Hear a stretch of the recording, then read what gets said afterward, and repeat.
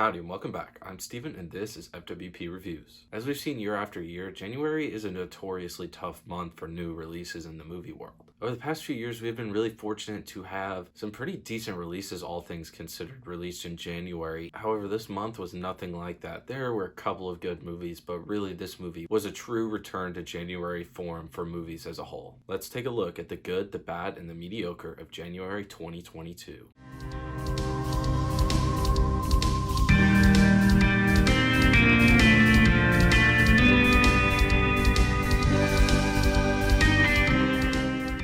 Don't get your hopes up. Out of the three, it's mostly bad movies, so let's get started with the first movie I saw this month. This month starts with the 355, which is a really low swing. This movie probably is a little bit better than I give it credit for just on a fundamentally objective scale, but subjectively, this movie is so boring and predictable that even I guessed where it was going, and I am horrible at guessing where movies are going. It has cool, fresh elements at times that could have been used to make this a new and fresh take in the spy thriller world we have come to know, but instead there are more than 355 reasons to hate this movie. The Tinder Bar has received a lot of flack. Affleck, if you will. No, not the duck, the guy. Come on, it was a little bit funny, okay? Despite the criticism this movie has received, there were some enjoyable elements, and it was one of the better movies of the month, although it still wasn't good. The quality is low, but some of the entertaining moments are good enough that it doesn't make me want to rip all of my hair out. C for me is another foyer into the emerging subgenre, you would say, of home invasion, where the main character has a physical ailment. We saw this in Don't Breathe, we saw this in Hush, and now we get to see this in C for Me. It is a small emerging niche, and this is probably one of the worst I've seen from that niche, but it's alright. It does some interesting things, and it sort of turns the expected narrative on its head and actually does interesting things with it, but by the end, it's still just a boring home invasion movie to me. Now, if I had a nickel for every time a woman had sex with a car in a movie I had seen, I would have 2 nickels. Which isn't a lot, but it's weird that it happened twice, right? King Car is another foyer into the woman has sex with the car genre, and unlike Titan, this movie sucks. Seriously though, this movie is so bizarre and it's so hard to put into words just the putrid hatred I have for it because of just the weirdness of it. Belle is a new anime movie backed by some serious talent. It features a well-known story, but the breathtaking visuals and excellent soundtrack help make up for the inadequacies. Belle is one of the very few positive movie-going experiences there were to have this month. It manages to tell its story with a serious amount of heart and some really prevalent themes both in the narrative and in the world that they're in. It managed to move me and most other viewers from what I can see, despite it running a little bit long for my taste. The animation of the real and virtual world in this movie help add another layer to this movie and give it some more depth and beauty. The new Scream, or Scream 5 as I call it, is a movie that had a lot of people worried. Longtime fans, regular fans, casual fans alike. Everybody was like, this is probably gonna suck, right? Well, we'd all be wrong. This movie is pretty damn good. It's got a lot going for it, and it manages to be one of the better movies of the franchise, so I highly recommend checking it out for all the fans, and check out my review for it. I'll keep this segment short because there is a video on the entire movie elsewhere. The Tragedy of Macbeth, the newest iteration of this classic Shakespearean tale starring some real juggernauts and being directed by the one and only Joel Cohen. This movie should have been amazing, and in fact, it's one of the best movies of the month. Now keep in mind that this month sucked for movies, so that's actually not really a compliment. However, this movie has some seriously incredible visuals and the performances are breathtaking. But my God, is this movie a letdown. It's good, it's almost great, but it's just not special. It just is what you would guess it is. Unfortunately, this movie didn't hit for me, even though it had some really great elements in it.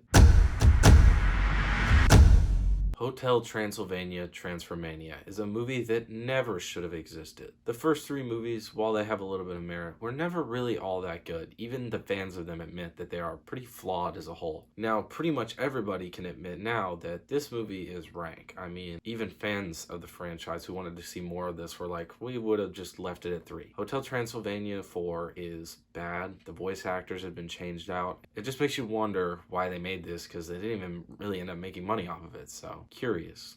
Also really bad, but curious.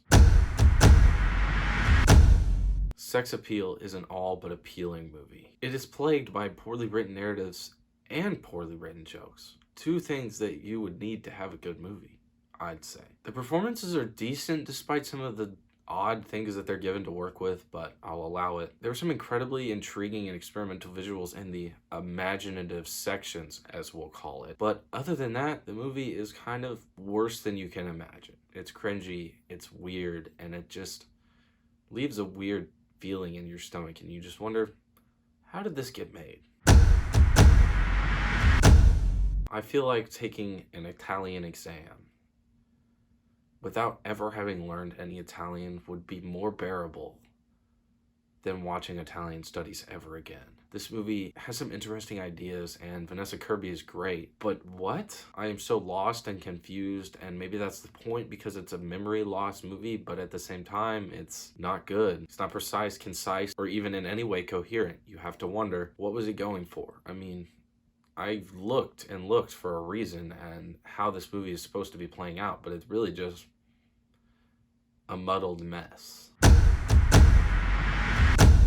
Redeeming Love is a movie with very few redeeming factors. It is faithful to the book, so I have heard.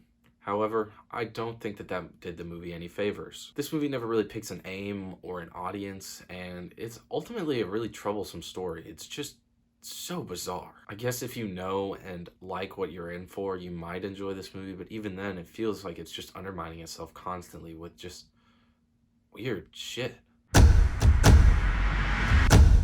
For the first time in what feels like a long time, I think I've found one of my least favorite movies of all time, and that is The Tiger Rising. The Tiger Rising is worse than any movie last year combined. It is so bad. It is difficult to put into words how much I hate and despise this movie for what it is. Just so odd and bizarre, not even in a way that is easy to describe, be like some crazy shit happened. It's just fucking weird. The only way I know how to explain how this movie made me feel is by saying this is the only movie in my entire life I have ever considered walking out of the theater in the middle of. It's that bad. I have watched a many horrible movies in theaters, so to think this is the only time ever I've been like, I could just leave. I'm allowed to do that. That should tell you enough. In one of the better twists of the months, The Fallout starring Maddie Ziegler and Jenna Ortega is good. It gracefully deals with some poignant and heavy subject matters, and it manages to combine this with a sort of known type of movie, which is a teen drama, coming of age type movie. And it really excellently combines those in a way I never would have expected, but it does it so well that it's hard to mind or wonder why it happened, because you're just thankful it did. It manages to handle all of this and to make a deliverable package that is extremely enjoyable and heart-wrenching. So no Scrat? The Ice Age Adventures of Buckwild is so bad it hurt me. The animation, awful. The voice actors, also pretty awful. The narrative, awful. This movie has virtually no redeeming qualities, and even my parents who watched it with me and my brother, who usually don't care if a movie is good or bad, they just want to watch it and enjoy it, hated it too. So it's always left to wonder, Disney, after doing some pretty good things with yourself, with all these properties you've acquired, you do this? Really?